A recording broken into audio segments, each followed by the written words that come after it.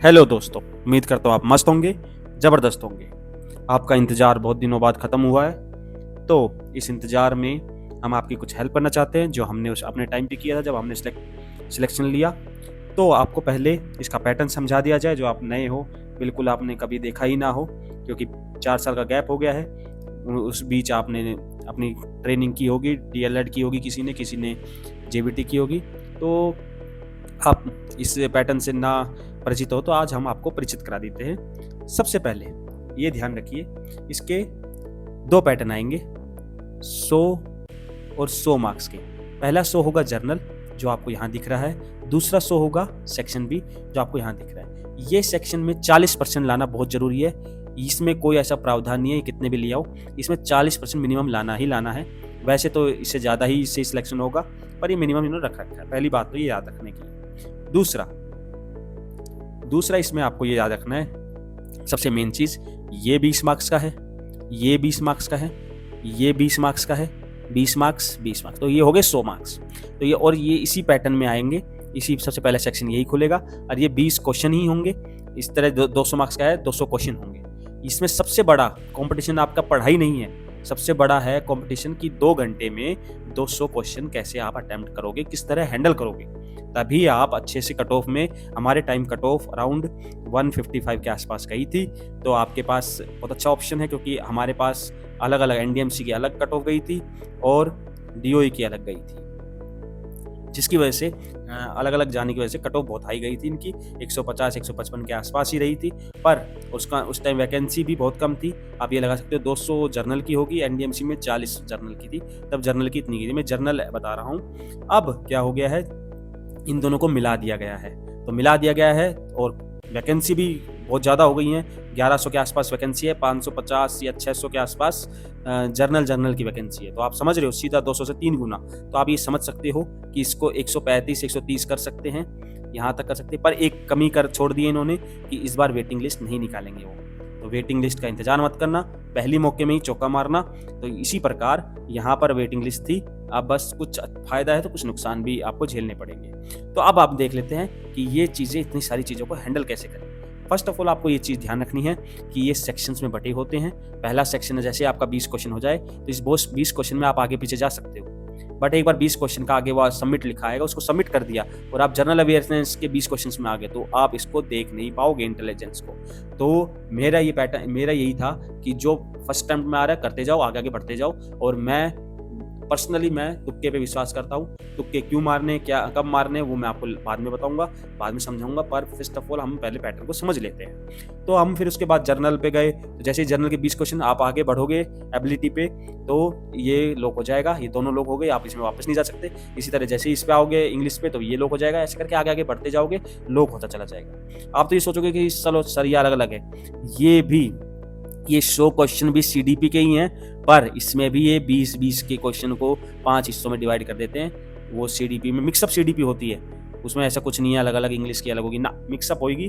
पर ये 20-20 के सेक्शंस बना देते हैं। इसमें भी आपको 20 क्वेश्चन पहले आगे पीछे जा सकते हो, पर एक बार आगे निकल गए दूसरे 20 क्वेश्चन पे, तो ये लॉक हो जाएंगे। इसमें ये बहुत, और किसी में पैटर्न में ऐसा नहीं होता, डीएसएसबी का पैटर्न ऐसा होता है ताकि आप आगे बढ़ो, पीछे मुड़ के देखो ही ना, एक बार करा आगे बढ़ा।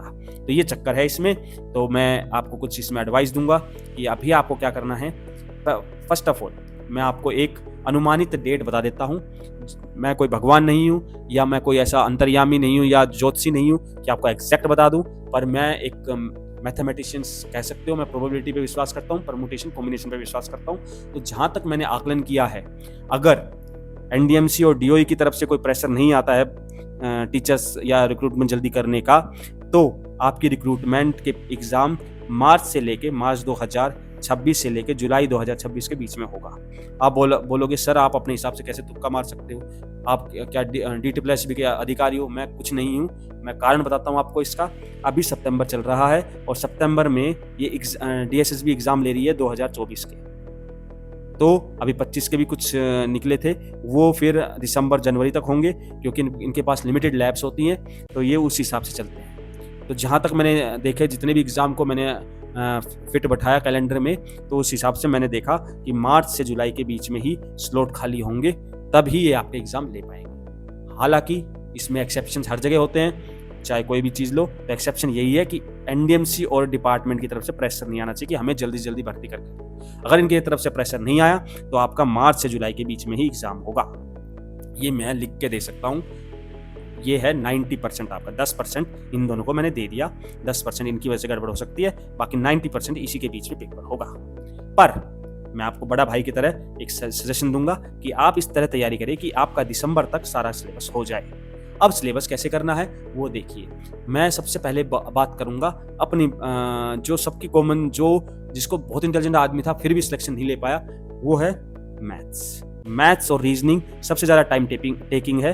अगर आपने इन दोनों को, रीजनिंग, ये दोनों 40 क्वेश्चन आते हैं, 40 मार्क्स के आते हैं, तो ये टोटल आपका अगर 40 मिनट में हो जाए दोनों चीज़ें, जो कि अगर आपका मैथ कमज़ोर है तो ये कभी भी नहीं हो सकता। ये 1 घंटा ले लेते हैं क्योंकि ये पहले ही सेक्शन में आ रहे हैं और आपको 1 घंटा खा लिया तो सीडीपी जो इतनी अच्छी आती है, लोगों को एक एक वर्ड याद था, वो सीडीपी में मार खा जाते हैं क्योंकि घबरा जाते हैं और आता हुआ क्वेश्चन गलत कर देते हैं। तो मैं यही कहूँगा, अभी से सबसे पहले कुछ मत पढ़ो, कुछ भी, कोई भी यूट्यूब चैनल मत देखो, कुछ मत करो, एज अ बड़े भाई की एडवाइस मानो। सबसे पहले मैथ को स्ट्रॉन्ग करो। 1 महीना ईमानदारी से मैथ रीजनिंग को पूरा 100% दे दो कि एनसीईआरटी, जब आईएएस की तैयारी करते हैं तो अब एनसीईआरटी के सोशल साइंस पढ़ते हैं ना, इसी प्रकार इसमें कर रहे हो तो एनसीईआरटी की 6th की मैथ की बुक निकालो, उसको सोल्व करना चालू करो। उनके क्वेश्चंस अगर आप 40 सेकंड के अंदर कर पा रहे हो तो आप यानी परफेक्ट इसके लिए प्रिपेयर हो रहे हो। आपको कोशिश करना है। आप बोलोगे ना 6th क्लास का है सर, ये तो 2 मिनट में कर लूंगा, मैं तो बड़ा हो गया हूँ। अगर 40 सेकंड टाइमिंग में लगा रहा हूँ, 40 सेकंड में कर पा रहे हो, तभी आप बेस्ट कहलाओगे। यहाँ बेस्ट की बात हो रही है, बेटर और गुड की यहाँ कोई लेना देना नहीं है। यहाँ सिलेक्शन लेना है हमें। 1 लाख बच्चे अगर भरेंगे, आपको 1000 में आना है, सीधी बात ये है। तो उसके लिए 40 सेकंड में मैथ्स के हर क्वेश्चन सोल्व होना पड़ेगा। कुछ क्वेश्चंस को मैं एक्सेप्शन देता हूँ, 1.5 मिनट लगा सकते हो, पर 40 सेकंड में ऑन एन एवरेज 40 से 50 सेकंड के बीच में हो जाना चाहिए। उसके लिए आपको प्रैक्टिस करनी पड़ेगी। मैं खुद सीजीएल की तैयारी कर रहा था, इसलिए मेरे को सिर्फ 15 दिन लगे। मैं आपको सच बोलूँगा, 15 दिन में मैंने तैयारी करी थी, क्योंकि मेरा CHSL में डॉक्यूमेंट वेरिफिकेशन चल रहा था, जिसकी वजह से मेरे को टाइम नहीं मिल पाया और मुझे सिर्फ मात्र 15 दिन में मैंने प्रिपरेशन की थी, जिसमें मेरा मैथ पहले से प्रिपेयर हो चुका था, क्योंकि मैं 3 साल से सीजीएल तैयारी कर रहा था।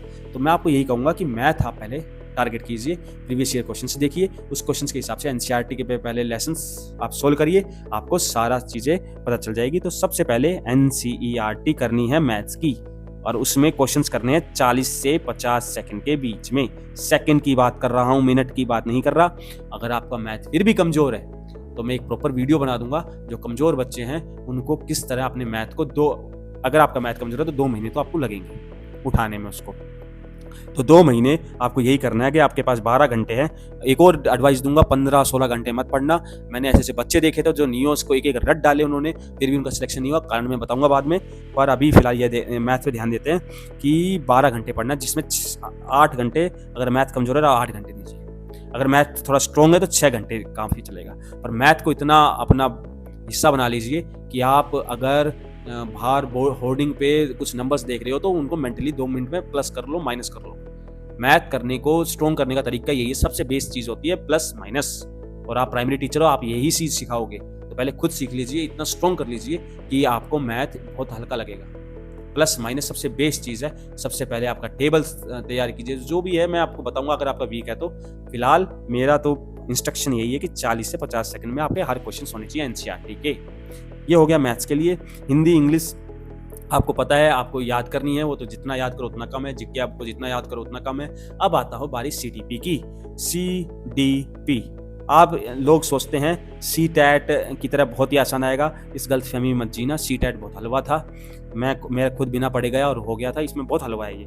बट सीडीपी में आप नियोस रटने जाओगे, रटना मत, मैं पहले ही कह रहा हूँ, चीज़ों को समझना।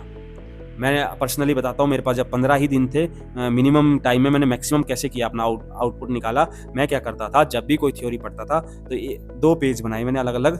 मैं बोला इसको याद नहीं करूँगा, थ्योरी जिसने दी वो लिखता रहूँगा, लास्ट वाले 2 दिन में मैं रट डालूंगा। रटने का काम आप बाद में करना, पहले आप बस लिखते जाओ कि प्याजे ने ये थ्योरी दी, थोंडाई ने ये दी, जो जिसने भी जो दी वो पहले वो सब अलग अलग हैं, फ्रीडो ने अलग दी, तो जिसने जो दी वो आप लिखते जाओ। ये तो हो गया रटने वाला काम। ये आते हैं 20 क्वेश्चन। मैक्सिमम 20 क्वेश्चन आता है ऑन एन एवरेज बता रहा हूँ। किसी सेट में 30 आ सकते हैं, किसी में 40। I can't say that, surety में किसी चीज़ की नहीं लेता किसी चीज़ की भी, तो मैं मिनिमम पकड़ के चल रहा हूँ, आपकी किस्मत खराब है उसको पकड़ के चल रहा हूँ। अब आई बारी 80 क्वेश्चंस का कैसे आएंगी, उसमें 80 क्वेश्चन प्रॉपर आएंगे एप्लीकेशन बेस।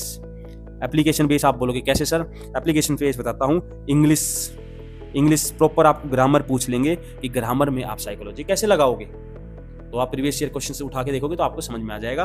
और मैं कुछ अपने जब साइकोलॉजी के टॉपिक्स पढ़ाऊंगा तो उसको कहानी की तरह एप्लीकेशन बेस पे लगाता हुआ पढ़ाऊंगा, ताकि आपको समझ में आए अच्छा ऐसे क्वेश्चन आएंगे तो बहुत ईजी होता है एप्लीकेशन बेस। और अगर आप रटोगे तो एप्लीकेशन बेस को भूल जाओ। प्रैक्टिकल और थ्योरेटिकल इज टोटली डिफरेंट, तो इनको मिक्सअप करोगे प्रैक्टिकल आप कर भी नहीं कर पाओगे। तो आप एप्लीकेशन यानी प्रैक्टिकल करना है आपको, तो प्रैक्टिकल क्वेश्चंस ज़्यादा आते हैं। इंग्लिश हुआ, मैथ हुआ, वही बोल रहा हूँ, मैथ के मेरे 5 क्वेश्चन आए थे। बताओ सीडीपी के अंदर मैथ के 5 क्वेश्चन दे दिए जो एनसीईआरटी बेसिस पे सीधे फॉर्मूले लगाने थे। तो अगर आपको एनसीईआरटी करी होती, मैं ट्यूशंस पढ़ा रहा था तो इसलिए मेरे को रिवीजन थी, मुझे अलग से करनी नहीं पड़ी, तो आपको सीडीपी के 5 क्वेश्चन विद इन सेकंड्स हो जाते हैं। तो यही चक्कर है, एप्लीकेशन बेस के तौर पे आपको पढ़ना होगा, समझना होगा हर थ्योरी को कि ये कहना क्या चाह रहा है, ना कि रटना होगा इसलिए ये कहा ये स्टेप्स हैं।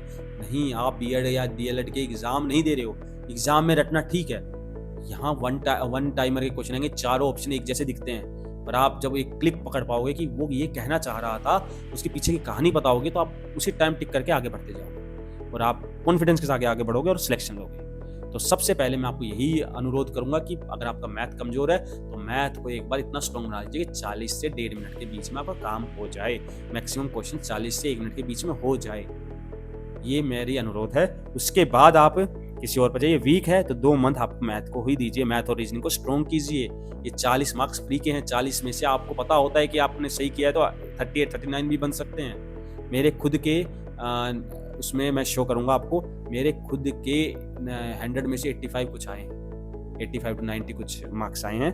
तो आप समझिए इस चीज़ को, वो सारे मार्क्स मैंने को पता है किस में कटे हैं, वो जीके में कटे थे। हिंदी में लगभग फुल थे, मैथ में फुल थे, इंग्लिश में लगभग फुल थे, एक दो मार्क्स कटे थे उनमें, पर ज़्यादातर 10 से 12 मार्क्स मेरे जीके में कटे थे। मुझे खुद पता है, मैं जीके मेरी बहुत वीक है, मैं पढ़ के ही नहीं गया। बेसिकली मेरे पास 10 दिन थे, मेरे पास टाइम नहीं था इतना पढ़ने का।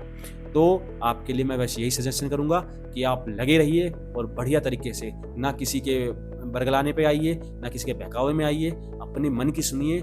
और अगर मेरे पे विश्वास है, मैं बात करता हूँ सटीकता से, मैं कोई आपको ज्योतिषी नहीं हूँ, ना मैं कोई गारंटी देता कि आपका सिलेक्शन करा दूंगा। मैं आपका बड़ा भाई हूँ, बड़े भाई की तरह एडवाइस दूंगा और प्रोबेबिलिटी कॉम्बिनेशन के हिसाब से ही काम करूंगा, उसी हिसाब से आपको बात करूंगा। मैं बेफालतू में आपको कोई बात नहीं, कोई झूठा दिलासा नहीं दूंगा।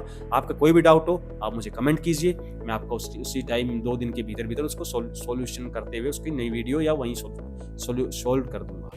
और हम कोशिश करेंगे आपके तरह जो बेचारे वीक हैं, जो गवर्नमेंट स्कूल से पढ़े हैं, जिनकी अलग अलग चीज़ों में वीक है, उस वीकनेस पे हम टारगेट करेंगे। तभी हमारे यूट्यूब चैनल का नाम है बेसिक टू ब्रिलियंस। आपको बेसिक से पढ़ाएंगे, हमें नहीं वो आती बड़ी बड़ी बातें करना नहीं आता। हमारा उसी पे टारगेट है, जो बच्चा वीक है, जो सच में पढ़ना चाहता है, जो सच में जॉब लेना चाहता है और बट वो वीक रह गया किसी कारणवश, उसको हम उठाएंगे, उसको हम पूरा दम लगा देंगे कि उसका सिलेक्शन हम करवाएं। तो आप हमारे साथ बने रहिए और अपने डाउट जरूर से जरूर पूछते रहिए कमेंट बॉक्स में। मैं कभी नहीं थकता, चाहे आप 1000 डाउट पूछिए, मेरे को आदत हो चुकी है। मैं बच्चों का भी 1000 बार पूछेंगे, मैं 1000 बार जवाब दूंगा। तो आप इस पूछने से कभी मत शर्माइए, जो शर्माया वही डूब जाता है। बिल्कुल मत शर्माइए, आराम से पढ़िए, टेंशन बिल्कुल मत लेना। आप बिंदास होकर पढ़िए, आपके पास है टाइम, आप कर सकते हो और आप ही करोगे, आप ही अपनी दुनिया खुद बदलोगे। तो लगे रहिए, ऑल द बेस्ट। अगले वीडियो में मिलते हैं, बाय, टेक केयर।